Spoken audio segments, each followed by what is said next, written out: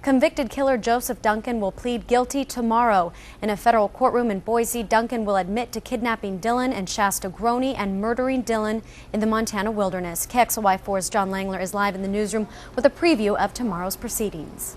Autumn, with a gag order in place, no one even remotely connected to the case can talk. But what we do know is the fight for Duncan and his attorneys is no longer his guilt or innocence, but life or death. It was over a year ago Joseph Duncan first admitted he was a killer. What is your plea to the charge of murder in first degree as contained in count 1? He pled guilty in Kootenai County to killing Slade and Brenda Groene and Mark McKenzie in Wolf Lodge Bay. Since then, Duncan has been facing federal charges of kidnapping and murder. Tomorrow's anticipated change of plea means he would admit to taking Dylan and Shasta Groene from their home and hiding out for weeks.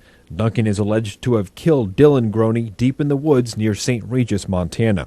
Tomorrow morning in Boise, the prosecution and defense will appear in federal court as Duncan changes his plea. Once the guilty plea is accepted, a penalty phase would begin in late January. At that point, Duncan will learn his fate.